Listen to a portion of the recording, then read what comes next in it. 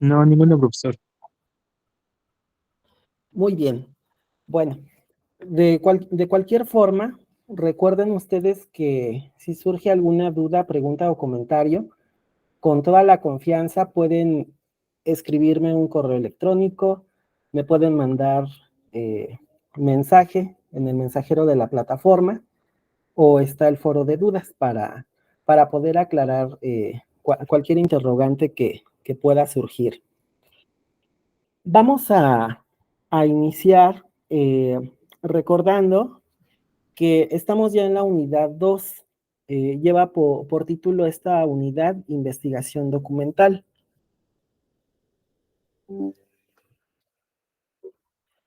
El objetivo de esta segunda unidad es ubicar las principales características de la investigación documental para comprender las técnicas y métodos asociados a este tipo de investigación.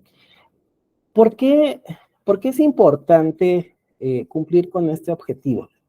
Ya les había comentado que esta materia se llama habilidades para la investigación, pero bueno, en un futuro, esta materia va a tomar el nombre de metodología de la investigación, pero a ustedes todavía les tocó con el nombre de habilidades para la investigación, y es relevante porque varios de ustedes se van a titular por medio de una tesis o de una tesina, y algunos más van a querer continuar, bueno, van a querer hacer una maestría, un doctorado, y va a ser necesario que ustedes realicen investigación y tener todos estos elementos que vamos a ver en la materia son relevantes porque les va a facilitar muchísimas cosas, tanto en el presente como en un futuro inmediato. Vamos a recordar que estamos trabajando con un problema prototípico, es decir, existe un problema al que ustedes le tienen que dar una solución.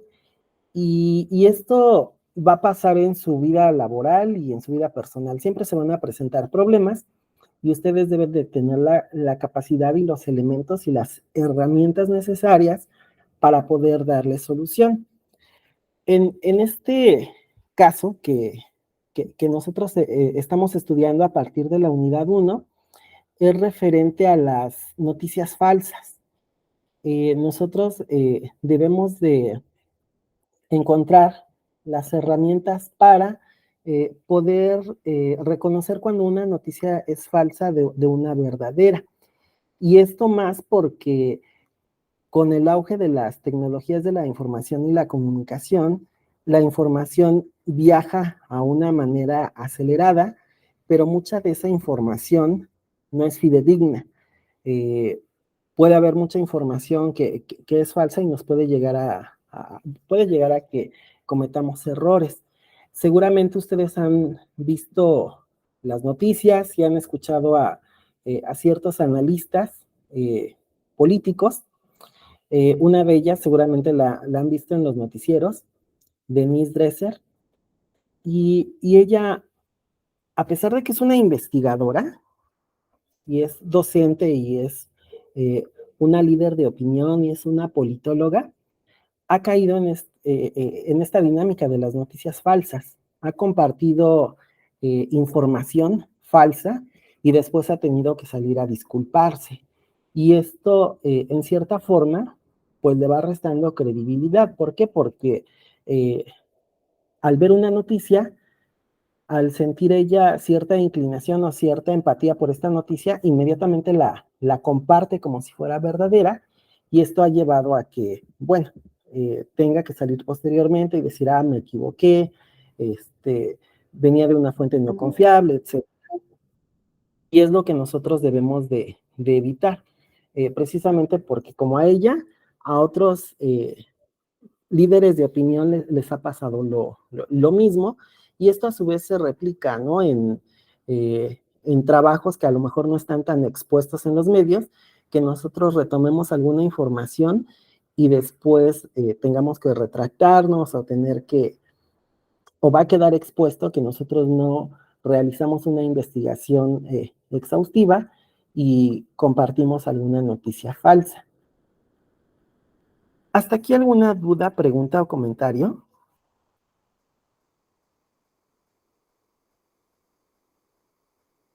No, No, ninguna. ninguna, profesor. Ok. Bueno, les decía que en esta materia, aunque se supone que ustedes van a adquirir habilidades para la investigación, es importante que conozcamos qué es la metodología de la investigación. Aquí en esta diapositiva que les estoy presentando,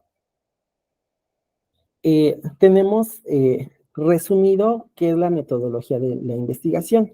Se refiere al modo en que el investigador diseña el estudio para garantizar resultados válidos y confiables.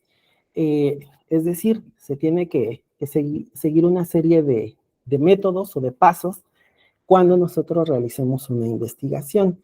Si nosotros no nos apegamos a esta metodología de la investigación, nuestra investigación puede caer en errores o en falacias y esto posteriormente pues nos va a traer consecuencias. Una de las principales es la pérdida de tiempo y la falta de credibilidad. ¿Por qué? Porque si ya nosotros nos pusimos a realizar una investigación, pero no nos apegamos a esta metodología de la investigación, vamos a invertir tiempo, vamos a invertir esfuerzo y a final de cuentas nuestra investigación no va a tener ese soporte que se requiere, ¿no? Para ser válida. Algunos de los pasos que nosotros debemos de seguir para llevar a cabo una investigación, a grosso modo son recolección de datos, tomar una muestra, analizar la información y otros pasos que vamos a ver más adelante. Podemos nosotros dividir a la metodología de la investigación en tres partes. Ya lo habíamos visto en la clase anterior. Podemos realizar investigación cualitativa, podemos realizar una investigación cuantitativa o una investigación de carácter mixto. Cuando hablamos de investigación cualitativa, como su nombre nos lo indica, buscamos las cualidades de un problema. Es decir, damos voz a las personas que están inmersas dentro de la investigación. Pueden ser entrevistas, que las personas nos digan de propia voz lo que están viviendo, cómo lo están viviendo, etcétera. Ejemplo de ello lo hacen los antropólogos, los sociólogos, los etnógrafos, que van a ciertas comunidades y de acuerdo a la investigación que ellos están realizando, entrevistan a las personas. Me comentan que no me escuchan bien. Sí, ¿en general todos me escuchan bien o...? Sí, profe, yo lo escucho bien. Sí, profe, sin problema. Sí, profe. Ok, entonces... Solo un poco de reverberancia. Ok, bueno, me voy a pegar más a la máquina y ya me dicen si ya me escuchan bien. Bueno, les decía, entonces vamos a tener la investigación cualitativa que va a rescatar estas partes que no se pueden medir, sino que son opiniones de personas. Vamos a tener la investigación cuantitativa, que esta sí va a medir con números. Es ahí cuando vamos a obtener estadísticas, cifras, gráficas, números propiamente, que nos van a poder enseñar la magnitud de una problemática. Y también vamos a tener la investigación mixta, que es, en este caso, la suma de una investigación cualitativa con una cuantitativa. No sé, vamos a poner un ejemplo. Yo quiero hacer una investigación sobre homofobia en la Ciudad de México. y quiero hacer una investigación de carácter cuantitativa. Voy, en este caso, a aplicar una encuesta, y en esta encuesta cada pregunta va a tener un valor. Y entonces, terminando yo de aplicar mi encuesta, voy a presentar en números cuántas personas han sufrido homofobia, qué tipo de homofobia, etcétera, etcétera. Lo voy a presentar con estadísticas y con gráficas. Va a ser cuantitativa. Caso contrario, si yo quiero hacer una investigación cualitativa, voy a entrevistar a personas que sean homosexuales y las voy a interrogar y ellos me van a contar qué tipo de agresiones han recibido, en dónde las han recibido, desde qué edad las han recibido. Ahí es probable que le dé mayor énfasis a sus sentimientos, a sus emociones, a lo que ellos me cuenten. Puede que también entreviste a personas que son homofóbicas y ellas me digan por qué son homofóbicas, como si han agredido a alguna persona por su orientación sexual, etcétera. También les voy a dar voz y a partir de lo que cada uno de ellos me diga, yo voy a hacer un análisis para ver, en este caso, qué los ha llevado a ser homofóbicos o qué ha llevado a que sean víctimas de homofobia, etcétera. Pero si yo quisiera hacer una investigación mixta, puedo apoyarme tanto de entrevistas para escuchar las opiniones de las partes involucradas y afectadas, pero también puedo presentar estadísticas. Incluso puedo recurrir a otros estudios que previamente se hayan realizado y que probablemente tengan bases de datos. Por poner un solo ejemplo. A partir de esto, de que nosotros elijamos si queremos realizar una investigación cualitativa, cuantitativa o mixta, debemos de tener siempre muy claro que nuestra investigación debe de seguir una metodología, porque esta metodología le va a dar un sustento científico a nuestra investigación. La metodología nos va a ayudar a que nuestra investigación sea objetiva,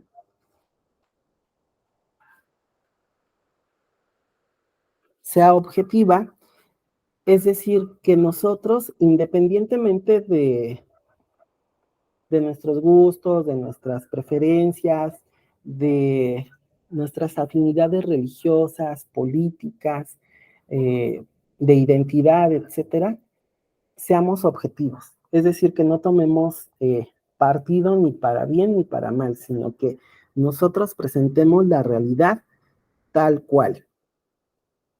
Pongamos un ejemplo.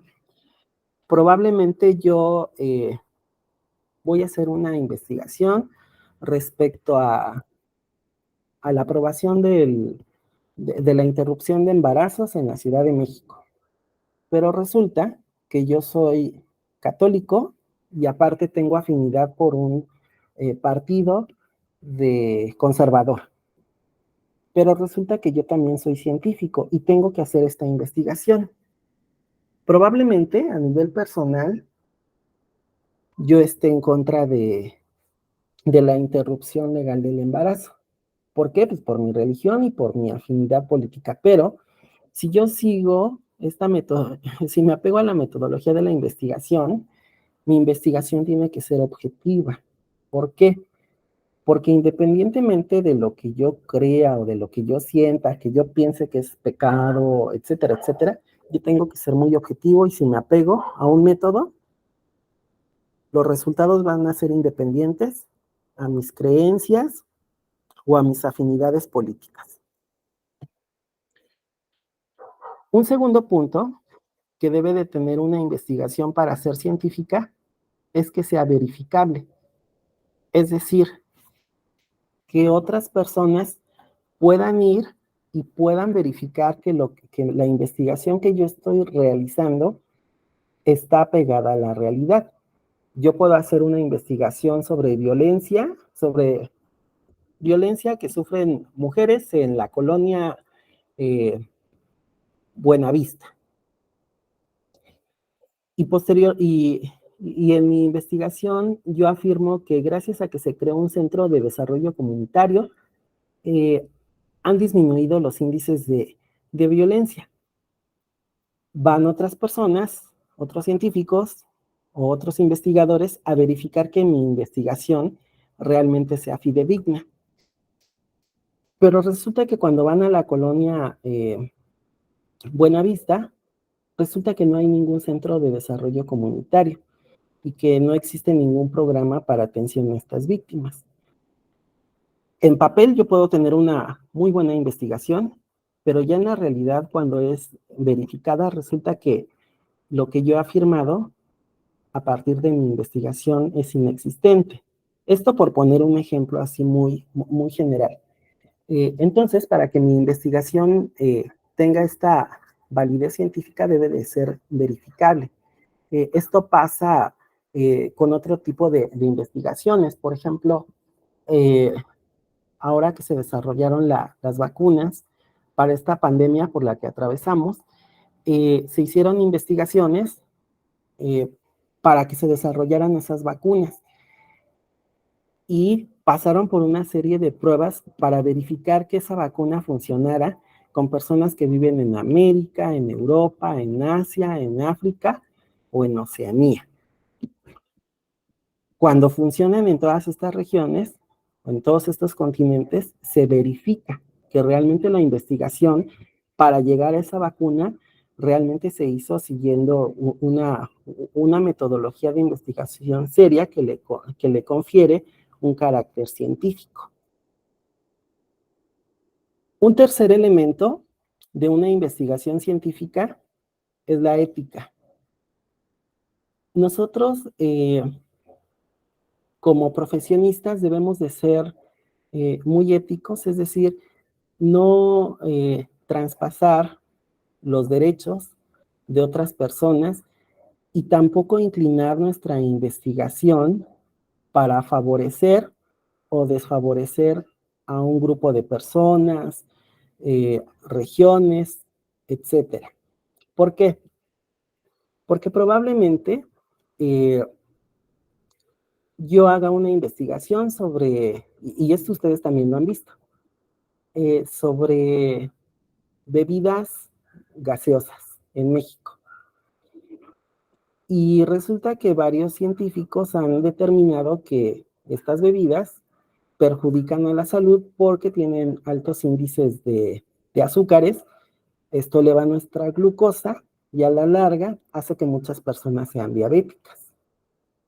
Pero puede que estas compañías refresqueras contraten a una serie de científicos y estos científicos no tengan ética y digan, no es cierto, aquí está una investigación que yo presento donde dice que la diabetes no está relacionada con el consumo de bebidas,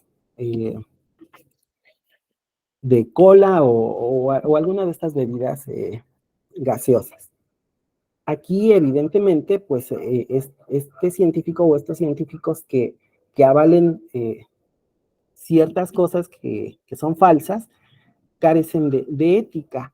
Y lo mismo pasa, no sé, personas que, déjenme ponerles un ejemplo más reciente. No sé si vieron ustedes en las noticias que Japón está liberando en el mar agua contaminada con radiación. No sé si llegaron a escuchar esa noticia recientemente. Sí, profesor. Bueno, y seguramente ustedes escucharon que algunos países están sancionando a Japón. Uno de ellos es China, que ya no está comprándole productos que vienen del mar, porque ellos dicen, bueno, es que al liberar tú esa agua con radiación, pues va a provocar problemas de salud en un tiempo inmediato.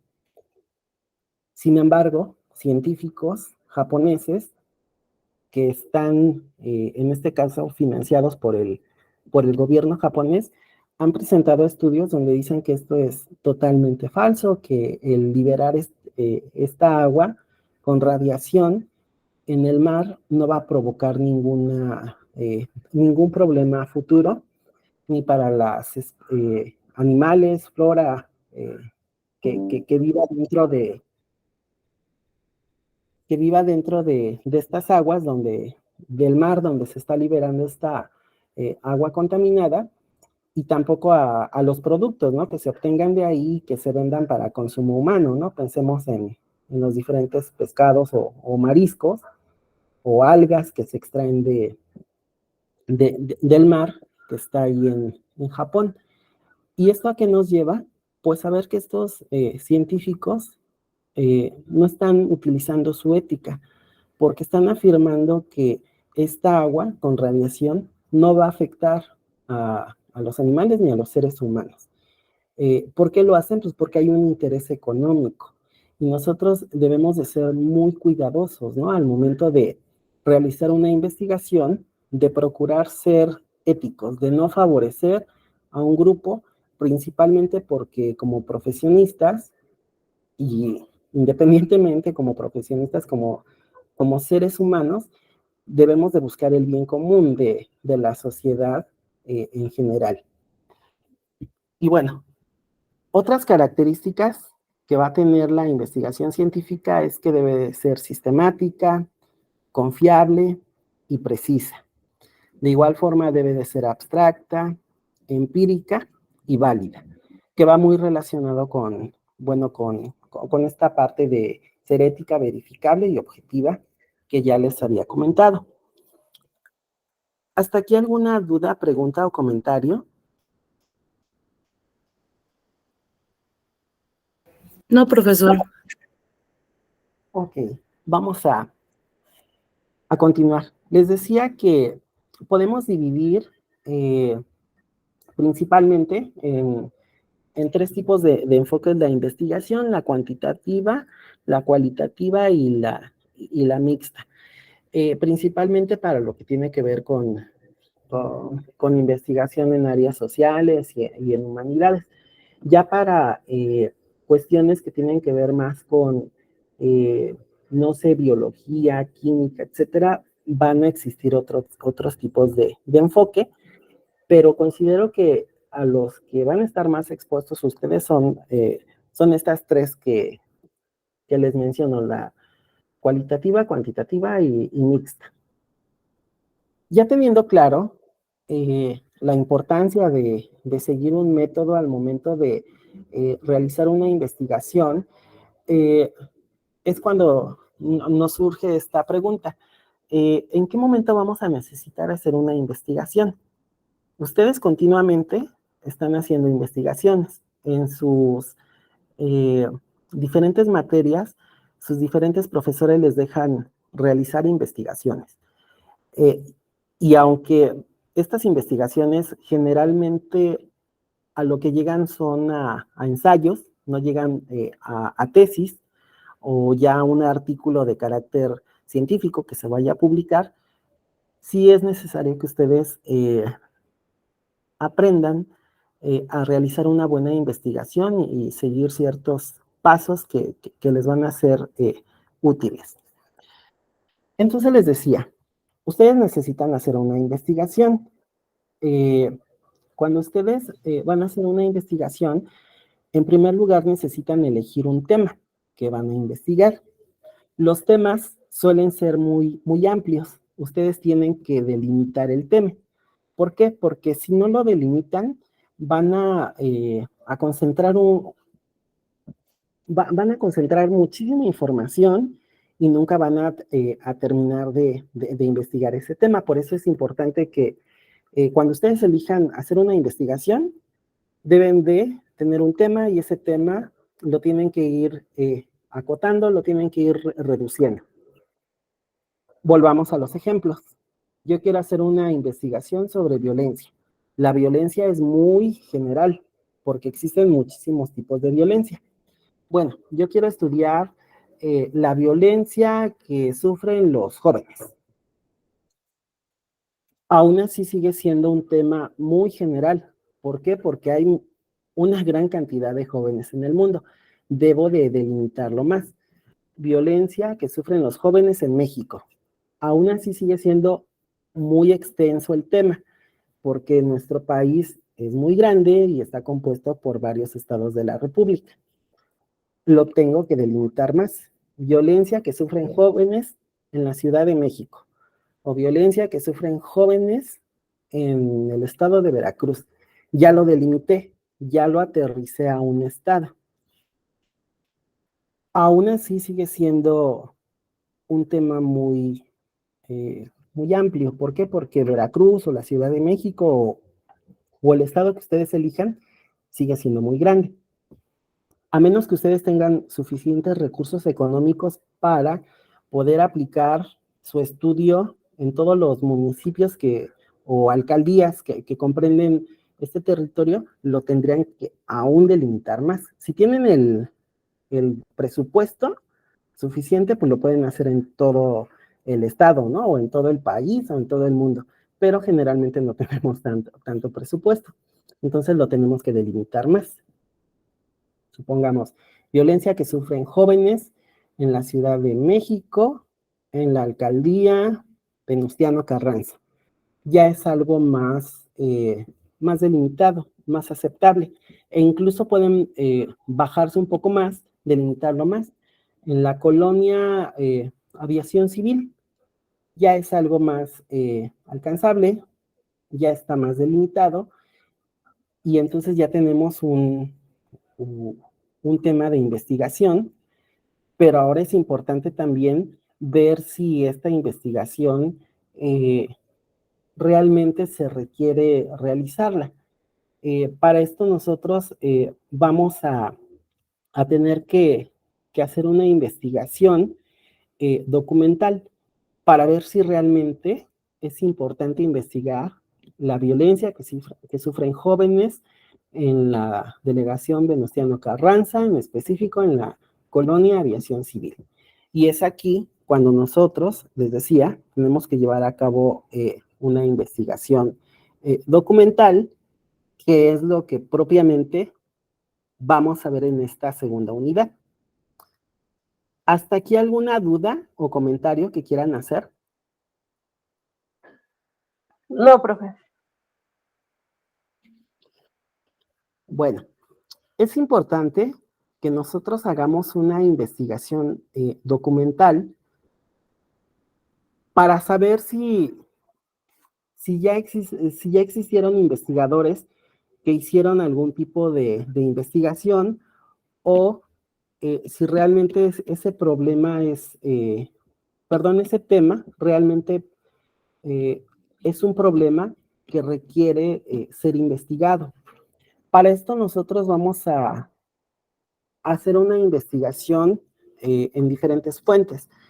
Tenemos que revisar libros, periódicos, revistas, bases de datos, etcétera, para ver si realmente existe esta problemática, para ver si otros investigadores ya han investigado y han tenido algunos resultados, y también para ver si hay algo en específico que se les ha escapado a los investigadores. Es por eso que es importante hacer una revisión bibliográfica, hemerográfica, en medios electrónicos, digitales, etcétera, para ir explorando esta problemática, ir recolectando datos y principalmente les mencionaba, ver si vale la pena hacer una investigación respecto a esta problemática. Puede que en esta revisión bibliográfica nos demos cuenta que lo que nosotros queremos investigar, pues realmente no es un problema y solamente perderíamos recursos y tiempo, y a lo mejor valdría la pena investigar otro tipo de problemáticas que son más relevantes para esas personas, para esos jóvenes. A lo mejor ellos, ya haciendo esta revisión, para ellos no es tan importante la violencia, pero a lo mejor para ellos es más importante que se haga una investigación sobre trabajo, que no tienen acceso a trabajo, o probablemente ya haciendo esta investigación, pues nos damos cuenta que debemos de redirigir nuestra investigación, porque a lo mejor en donde nosotros vamos a hacer nuestra investigación resulta que hay una gran cantidad de feminicidios. A lo mejor nos cambiamos el tema, seguimos hablando sobre violencia, pero le damos otro enfoque. Vamos hacia feminicidios, etcétera, etcétera. Por eso es importante llevar a cabo una revisión de carácter bibliográfico, hemerográfico, audiovisual, etcétera.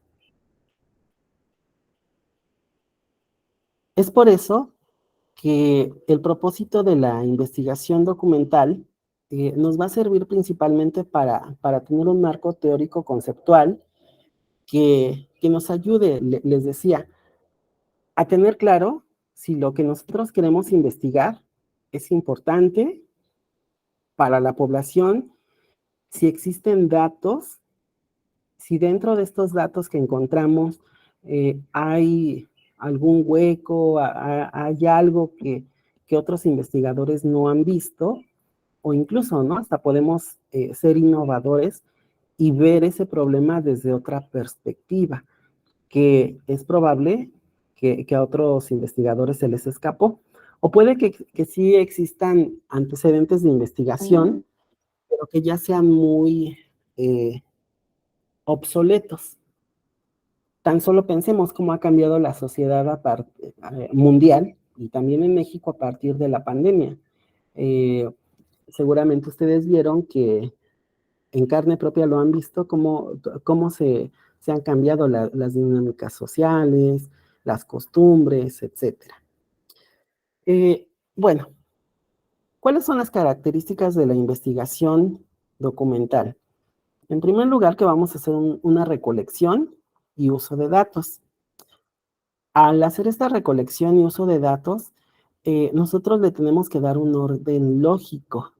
¿Por qué? Porque entre tantos datos con los que nos vamos a encontrar, va a ser imposible que ustedes, no sé, tengan ahí apilados todos los periódicos, todas las revistas, todos los libros, etcétera. Se llenarían ustedes de tanta información y al tener tanta información se van a ver agobiados e incluso puede que desistan de hacer la información. Es por eso que nosotros tenemos que aplicar ciertas técnicas para no ahogarnos en tanta información. Y también al momento en el que nosotros vayamos recolectando esa información, vamos a darle un orden lógico e incluso un orden cronológico. Generalmente se pide que las fuentes que nosotros utilicemos tengan como máximo una antigüedad de 5 años. No hay ningún problema si ustedes quieren utilizar un documento que tenga 10 o 15 años. Lo pueden utilizar como un antecedente, pero lo ideal es tener a la mano información más reciente. Supongamos que ustedes quieren hacer una investigación respecto a las computadoras, al desarrollo de las computadoras en México. Si ustedes consultan libros de los años, no sé, 70, pues es probable que esa información incluso los confunda, ¿no? Porque antes las computadoras ocupaban pues un espacio grandísimo, se manejaban con tarjetas, había que dejarlas enfriar, ponerles trapos húmedos para que no se sobrecalentaran, etcétera. Entonces es probable que eso sí lo puedan poner ustedes simplemente como un antecedente, pero vale más la pena investigar sobre el desarrollo de las computadoras de 5 años a la fecha. Sí, puede ser como algo, como un antecedente histórico, pero lo ideal es siempre darle un orden lógico, cronológico, y que sea de 5 años a la fecha. Y bueno, nos va a permitir, en este caso, recolectar información teórica o que nos dé una referencia sobre el tema que nosotros estamos investigando, y esta investigación documental nos va a permitir encontrar vacíos y reinterpretar enfoques. Es probable que otros investigadores a lo mejor no tomaron en cuenta ciertas variables y hoy en día ustedes ya las pueden tomar en cuenta. E incluso, gracias igual al desarrollo de la tecnología y de los cambios que ha habido dentro de la sociedad en todos los aspectos, ustedes le pueden dar un nuevo enfoque o una nueva interpretación. Les pongo otro ejemplo. Cuando yo tengo 43 años, cuando yo iba en la primaria, existían compañeros que molestaban a otros compañeros, pero en ese entonces no existía la palabra bullying. ¿Y qué nos decían nuestros padres? No, pues si te molesta un niño, tú defiéndete, ¿no? Golpéalo. Y hoy en día la sociedad ha avanzado y ya sabemos que cuando un compañerito o compañerita agrede a uno de sus compañeros, pues eso se llama bullying. Y ya no es tampoco muy válido que se fomente la violencia, ¿no? Generalmente los papás dicen, bueno, avísale a tu maestro, vamos a citar al otro papá, vamos a llegar a un acuerdo, incluso pueden mandar al psicólogo, al agresor. Ha cambiado la forma de tratar estos temas, ¿no? Es por eso que les decía, es importante hacer estos cortes de tiempo, porque les decía, el bullying no existía cuando yo era niño, empezó a existir de unos años a la fecha. No sé, a mí también ya como un adulto maduro, me sorprende que existan, no sé, otras identidades de género que anteriormente no existían, solo por poner un ejemplo. ¿Hasta aquí alguna duda, pregunta o comentario?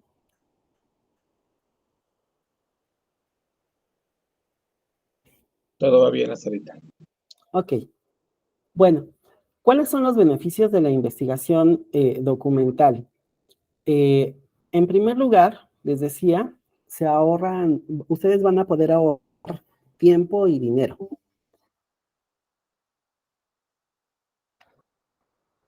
En muchas ocasiones ustedes van a poder retomar, dando el crédito correspondiente, a otros trabajos que se han hecho y que ustedes los pueden reinterpretar o aplicar a su investigación.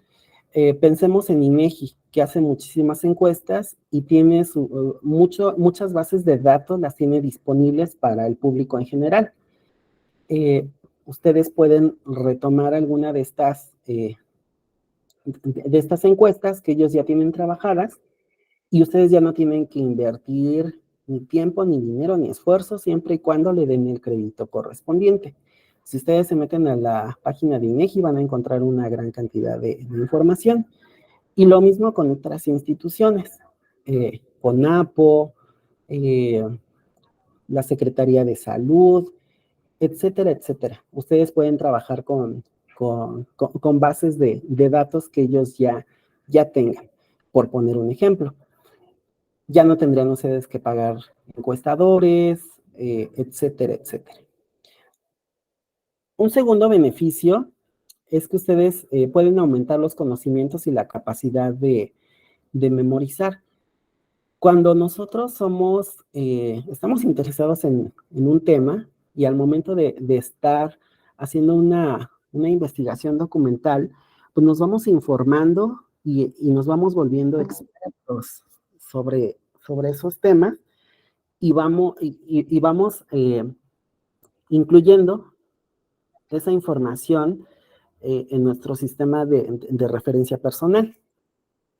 Según estudios que han hecho neurólogos, dicen que cuando nosotros estamos expuestos a una información que para nosotros es importante y es significativa, pues la incorporamos a nuestros saberes y a nuestros conocimientos y se queda ahí de manera permanente. Cosa contraria, cuando nosotros estamos expuestos a una información que no nos genera interés, pues la vamos a recordar máximo 72 horas. Y después de estas 72 horas, la vamos a eliminar. Seguramente les pasó a ustedes que en la primaria o en la secundaria los dejaban memorizar, no sé, ríos, lagos, lagunas, ¿no? De México. Y ustedes para aprobar el examen memorizaban, una vez que contestaban su examen, ya después ni se acordaban, ¿no? Que de esos lagos, lagunas, etcétera, ¿no?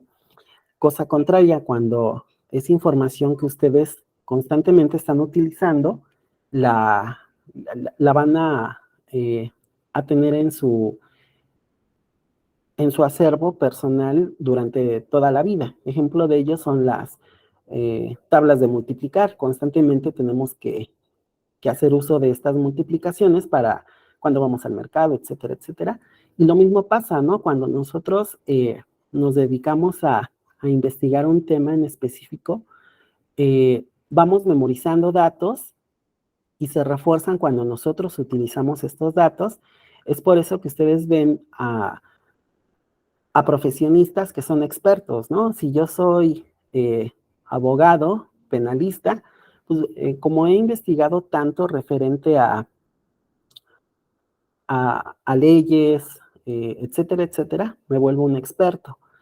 Si soy médico, voy incorporando todos estos datos y más cuando soy médico de una especialidad, ¿no? Si soy urólogo, si soy pediatra, todos estos conocimientos que yo voy investigando los voy incorporando y los voy aplicando.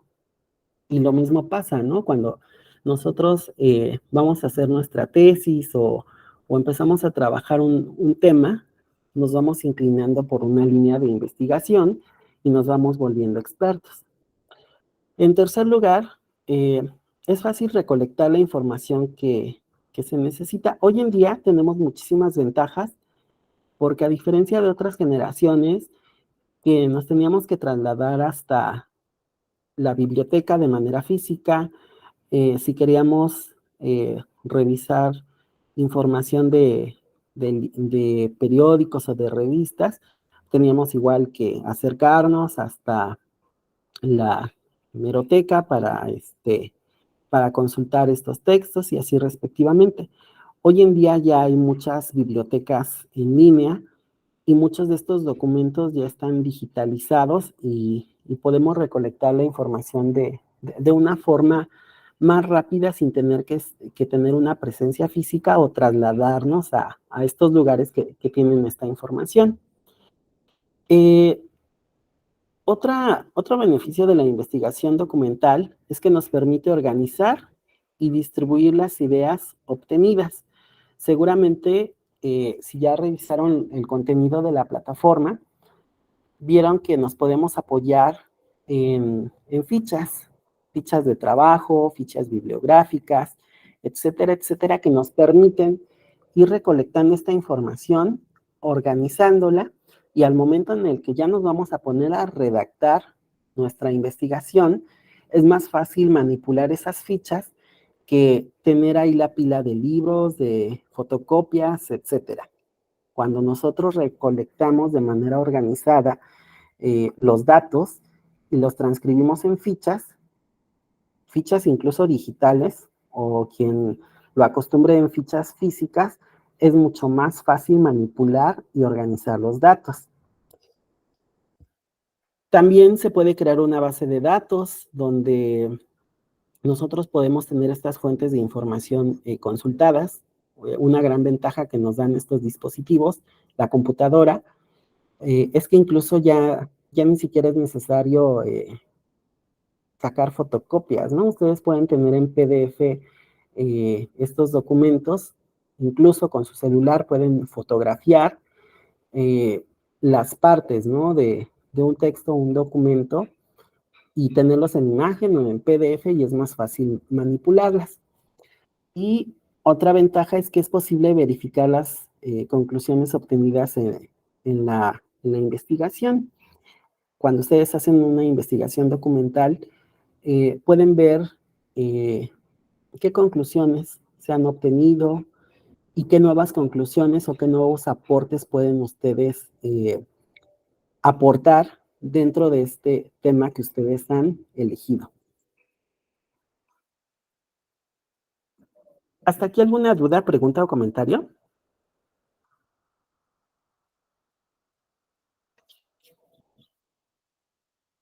Bueno, creo que no. No, profe. Ninguna, profe. Bueno, en la investigación documental vamos a tener una investigación bibliográfica. En este caso son los libros que se han publicado y que ustedes pueden consultarlos de manera física en una biblioteca o en una biblioteca virtual de las que ya existen. Investigación hemerográfica, que son periódicos, revistas y publicaciones periódicas de cualquier tipo. Igual podemos ir a una hemeroteca, a un espacio físico y consultar, pero la ventaja es que ya también mucho de este material ya está digitalizado y ya lo podemos consultar desde la comodidad de nuestro hogar. También se pueden ustedes apoyarse en investigación audiovisual. En este caso puede ser material sonoro, de video o de cualquier formato no escrito, como fotografías. Existen ya muchas plataformas donde ustedes pueden escuchar un podcast, pero un podcast que es hecho por investigadores o por autores serios y conocidos.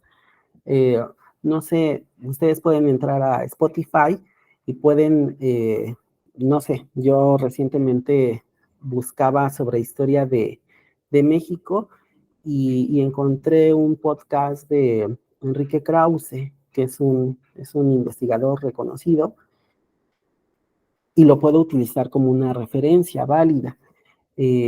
Probablemente ustedes a lo mejor no pudieron ir a un congreso donde se trató un tema que ustedes están investigando, pero se hizo una grabación de las ponencias que se presentaron en ese congreso y ustedes pueden revisarlo y retomar ideas de ese autor o de esos ponentes que fueron a ese congreso. Hay videos en YouTube que son hechos igual por instituciones serias, igual pueden retomarlas, incluso, ¿no? Pueden ustedes utilizar fuentes de redes como TikTok. Ya también tenemos a muchos científicos, a muchos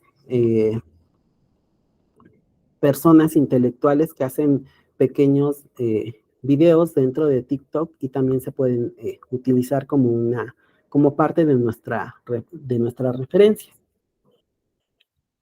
Podemos hacer investigación audiovisual y también podemos hacer investigación de archivo. Pueden echar mano a todo lo que existe en un lote de algún archivo específico, como pueden ser documentos de una empresa o la correspondencia de un autor determinado. Recuerdo que, por ejemplo, hubo quien empezó a hacer una investigación de archivo y en esa investigación de archivo encontró el acta de nacimiento de Sor Juana Inés de la Cruz y ya con esto pudo hacer una investigación referente a esta poetisa y monja y fue gracias, ¿no?, a que consultó un archivo donde pudo encontrar su acta de nacimiento. Ya teniendo claro todo esto, es importante que veamos lo que se les está pidiendo dentro de esta experiencia de aprendizaje de la segunda unidad. ¿Qué van a hacer ustedes? En primer lugar, van a leer el problema prototípico y van a buscar en fuentes confiables 3 referencias bibliográficas, 3 referencias hemerográficas y 2 referencias videográficas que puedan servir para aclarar la problemática planteada dentro del problema prototípico. Después, ustedes van a enlistar y justificar cuál es la importancia de cada una de estas 3 referencias que ustedes utilizaron. ¿Por qué ustedes eligieron estas 3 referencias bibliográficas, hemerográficas y videográficas? ¿Por qué las eligieron? ¿Por qué nos pueden ayudar a resolver el problema prototípico de esta materia? Que si bien recuerdan, tiene que ver con poder detectar las noticias falsas. Posteriormente van a redactar un informe con estas ideas y van a subir su documento en la plataforma en formato Word, o también lo pueden hacer, ya que lo tienen en Word, lo transforman en PDF y lo suben a la plataforma.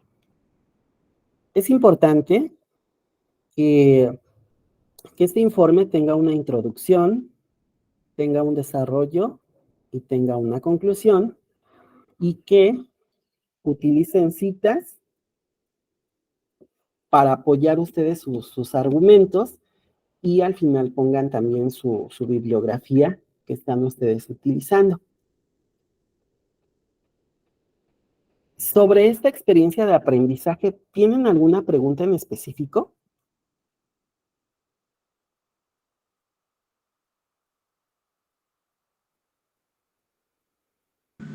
No, profe, ninguna. No, profe, Ahorita ninguna. no, profesor, muchas gracias. Bueno, quiero hacer unos comentarios y se los quiero hacer muy respetuosamente. No quiero que lo tomen como una agresión, una ofensa o algo parecido. La idea de hacer estos comentarios es con la finalidad de que ustedes vayan puliendo ciertos aspectos. No los hago con la finalidad de ofender o algo parecido. Cuando ustedes entreguen un trabajo, no pueden copiar y pegar. ¿Por qué? Porque hay trabajos en que se van a una página, seleccionan una parte, la pegan. Luego se van a otra página y pegan una segunda parte y una tercera parte. Entonces es un copia y pega. Y esto se llama, bueno, en primer lugar, no se cumple el objetivo, que es que ustedes también desarrollen la capacidad de redactar y de argumentar, y de que cuando ustedes requieran utilizar fragmentos del trabajo de un autor o de varios autores, lo pueden hacer siempre y cuando hagan, no utilicen ustedes más de 40 palabras de ese autor de forma textual, y pongan ustedes su referencia en formato APA. A veces piensan que dicen, bueno, ya hice este copia y pega, y al final pongo estos autores en la bibliografía. No es suficiente, hay que hacer las referencias en formato APA, porque de lo contrario se considera un plagio. Sí, ¿alguien levantó su manita? ¿No? Ah, ok. ¿Qué otra cosa es importante? Que cuando hacen copia y pega, incluso dejan el mismo tipo de fuente o de letra, no están, hay ciertas especificaciones donde se les dice qué tipo de letra, la fuente, etcétera, y como es un copia y pega, se hace mucho más evidente. Sí, adelante, Oscar.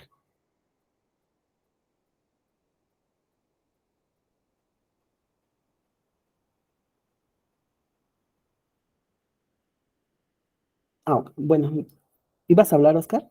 ¿Ya no? ¿Sí me escucha? Sí, ya te escuché. Bueno. Sí, te Perdón. escuché. Ok, en los casos de que tengamos una frase que es coloquial, pero no recordemos quién es el autor de dicha frase o dicho fragmento, ¿cómo se puede citar? Porque, digamos, luego lo buscamos o lo investigamos, encontramos con diferentes autores, pero no son los, los originales, pues. ¿Cómo podría citarse esa parte? Cuando son frases coloquiales, no hay ningún problema.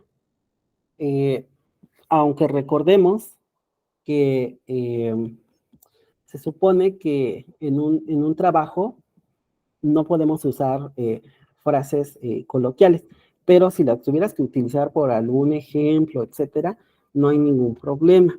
El problema es cuando se hace un copia y pega de una idea en concreto, en específico. Es ahí cuando sí se tiene que citar al autor o a los autores. Sí, adelante. De todos modos va a quedar grabada la clase para que la puedas consultar si te tienes que retirar. Sí, solamente en esos casos, Oscar. Si hay frases que son de dominio popular, no hay ningún problema. Sí, adelante.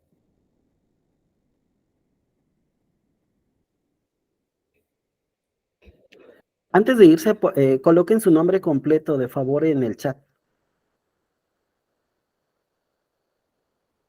Sí, espero haber resuelto tu duda.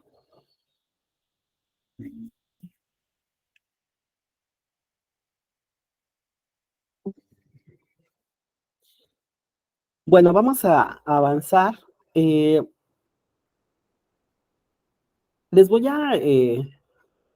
está dentro de la plataforma, pero les voy a presentar de forma breve eh, estas, estas fichas que ustedes pueden utilizar para la recolección, administración y manejo de sus datos.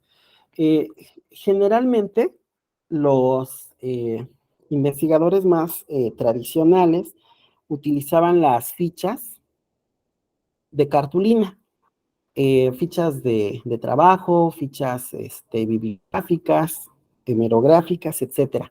Seguramente ustedes en la primaria o en la secundaria les dejaron trabajar con algunas de estas fichas. Aquí tenemos en la diapositiva cómo van organizadas las fichas bibliográficas, las fichas hemerográficas.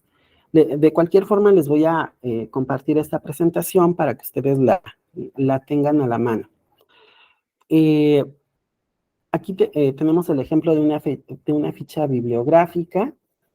Esta ficha sirve principalmente para que nosotros vayamos teniendo en orden los textos que nos vamos a utilizar dentro de nuestra investigación. ¿Para qué? Pues para que no se nos pase o no omitamos algún texto o algún libro que nosotros utilizamos para nuestra investigación. Tenemos aquí, por ejemplo, una ficha de internet, cómo va, en este caso, cómo se tiene que realizar. Viene el apellido y nombre del autor, el mes y el año, el título del artículo y la dirección electrónica. Generalmente para muchos trabajos de investigación se nos pide utilizar el formato APA. A veces nos piden sexta o séptima edición. Esto depende ya de las especificaciones del trabajo que ustedes van a realizar. Aquí tenemos el ejemplo de una ficha hemerográfica de periódico, cómo se conforma. Aquí tenemos el ejemplo de una ficha hemerográfica de una revista, igual como nosotros podemos ir recolectando y teniendo presentes los datos. También, para no tener muchos libros, muchas fotocopias y que luego ya no encontremos alguna cita textual que nosotros consideramos que la vamos a utilizar dentro de nuestra investigación, podemos transcribir la cita textual que vamos a utilizar, anotamos los datos del autor, posteriormente la cita textual, y de esta forma no tenemos que estar ahí perdidos en libros o en revistas, que ya no encontramos la fuente, etcétera. También podemos utilizar ficha de cuando nosotros queremos parafrasear a un autor, es decir, no, una idea o un argumento nos pareció importante, pero nosotros lo vamos a retomar lo que dijo ese autor o esos autores, pero lo vamos a decir con nuestras propias palabras, vamos a hacer un parafraseo, vamos a decir lo que él dijo, pero con nuestras palabras, aún así se le tiene que dar el crédito correspondiente. Luego aquí tenemos la ficha de resumen. Les decía, a veces, no sé, podemos encontrar un párrafo o ciertos fragmentos que nos parecen importantes, pero tener el libro o la revista puede ser muy engorroso o muy estorboso, tomando en cuenta que hay libros que son hasta de 500 páginas. Entonces es más fácil hacer nuestro resumen y ponerlo en una ficha, y ya nosotros vamos ordenando estas fichas. Es más fácil que nosotros podamos manipular unas fichas a manipular una gran cantidad de libros. ¿Por qué? Porque igual a veces vamos a una biblioteca física y resulta que si no tenemos una credencial para que nos presten ese libro o no hay fotocopias, etcétera, pues es más fácil que hagamos nuestro resumen, que anotemos los datos del autor y ya no tenemos que regresar posteriormente o andar cargando el libro o andar tramitando la credencial, etcétera.